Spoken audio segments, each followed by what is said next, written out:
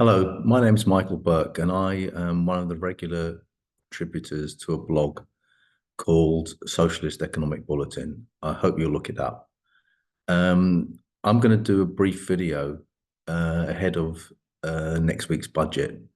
And the purpose of this is really to set some groundwork for what we should look out for in the budget. It's a fairly momentous event. It will be the first budget a Labour government has introduced and implemented since 2009.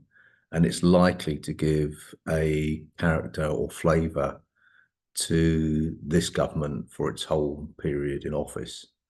Um, I'm not going to overwhelm you with charts and so on, but I do have a couple of things I want to show. So it's okay. I'm going to share my screen and show you what the entire presentation is. So, introduction, fairly self-evident, what to expect from Labour's 2024 budget. The key economic issue is, I think, rightly identified by the Chancellor and the Prime Minister as the issue of growth. And that'll be one of the key ways in which we determine the character of this budget and whether it actually addresses the real crisis of the British economy.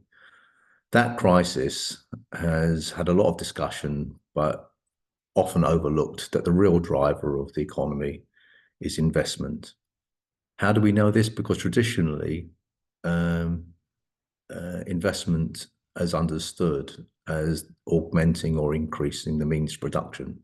We know that's necessary for growth. In fact, for thousands of years, people like farmers have known that investment, i.e. holding back some of the crop to sow next year, is the key to prosperity. If you consume it all this year, there's nothing to sow next. And investment is the determinant of growth over the medium term.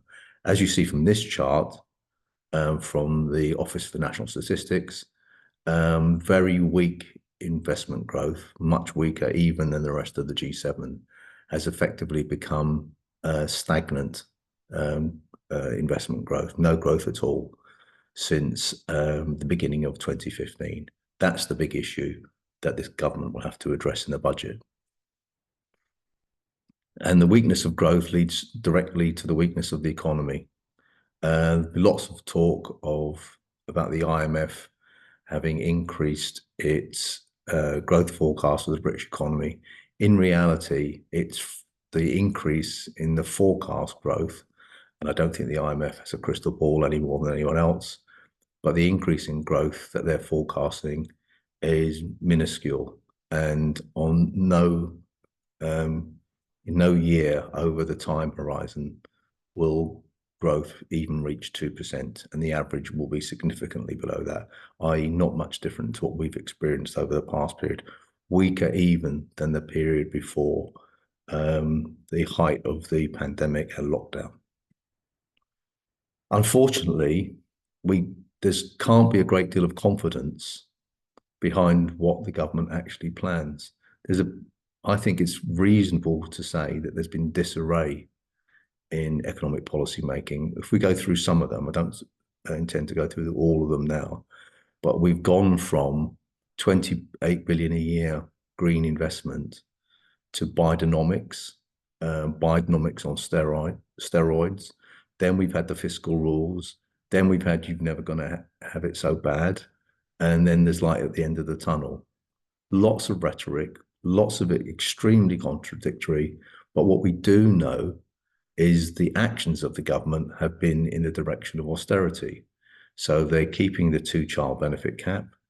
They've scrapped the winter fuel allowance. Of course, they scrapped the 28 billion a year for green investment long ago. And yet we have 3 billion a year for the war in Ukraine without limit, according to the Prime Minister. And all the briefings to the press are about cuts, particularly focused on areas like welfare. Part of the problem, but only a part, has been Labour's own fiscal rules. Now, I actually think, which is not a universal opinion, certainly not amongst economists, certainly not amongst progressive economists and left economists, that fiscal rules are not a bad idea.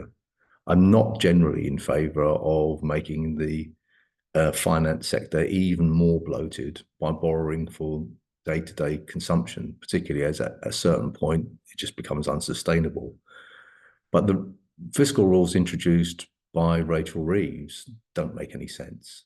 And even though they were written into the Labour manifesto, I think it's clear now that the leadership of the Labour Party, the Chancellor and the Prime Minister in particular, agree that it doesn't make sense. There's widespread briefing that they're going to go.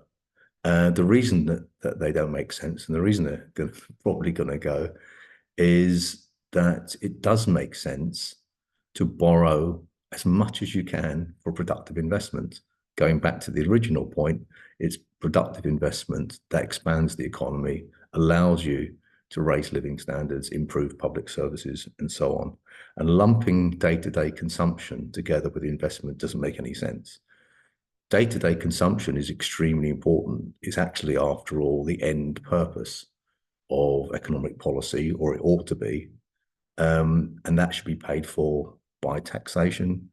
And we know who should pay that. It should be the people that have the money to pay the taxation, which is big business out of its profits, some which are excess profits arising from the inflation surge, and the rich who've got enormously richer over the past period. That's where the funding for day-to-day consumption should take place. And just to emphasize the point, fiscal rules should not include a curb on public investment. Again, investment is the driver of growth. Public investment in this country is abysmally low. Increasing public investment will have the effect of bringing in the private sector. After all, public sector is the biggest single agent in the economy, way bigger than any given company or even most sectors of the economy. And increasing public sector investment is needed to tackle climate change and the multiple crises we have in housing, infrastructure, transport, and in the creation of high quality jobs. So what should we be looking out for in terms of the budget? The first thing I'd say is that last point is key. Are the poor and those who are genuinely in need being helped or hindered by the budget? I.e., is equality improving, or is inequality the order of the day? And what about the funding for public services? Are these the criteria here should be, are they rising in real terms per user? Not are they rising in nominal terms, which many chancellors have used sleight of hand on that, and talk in very large numbers. Bear in mind the overall public sector expenditure is about 750, 800 billion. So when they're talking about millions or even hundreds of millions, that is a tiny amount in relation to overall public spending. What we need to know is the NHS, is our education, is housing going to significantly improve from the public sector investment? And that requires a big increase in public sector net investment.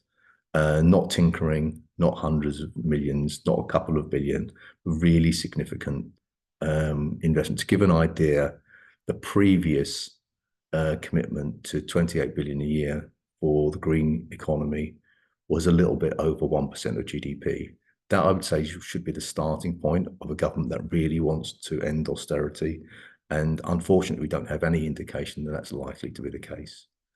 Is the budget as a whole improving growth? This is the criteria the government has set itself. It's not a bad criteria, but the reality is you can't have cuts and improve the economy.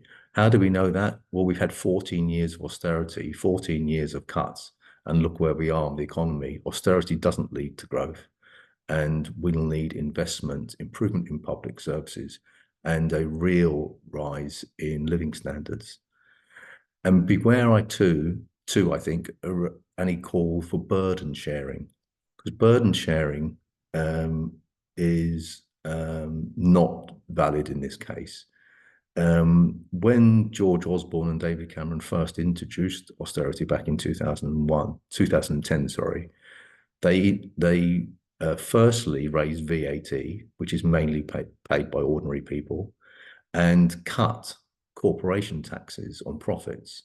And those two amounts were equal. That looks like a neutral budget. If you look at the way the Treasury does its sums, that's a zero. They get 13 billion more in VAT receipts and 13 billion less in corporate tax receipts. But that is austerity, because austerity is the transfer of income and wealth from poor to rich, from workers to business. And any idea that because businesses might pay a bit more, but workers and the poor are hit again, is not an end to austerity. It's a continuation and deepening of it. And also, one final point, we need to look at what's happening in this budget in relation to previous budgets, because the previous Chancellor, Jeremy Hunt, baked in a whole series of cuts, really very deep cuts in public services. And unless this government is reversing them, in effect, it's carrying on with austerity, but shifted down a gear. That's all. If it maintains them all, it's keeping the cuts at breakneck speed. But if it ameliorates them, all that means is the cuts are going to be slower than they previously were. Okay, that's what we need to look out for on the 30th. And I think it's quite important because, as I said at the outset, we are in a crisis of investment, and this budget will set the tone for this entire government. Thanks very much for listening and watching.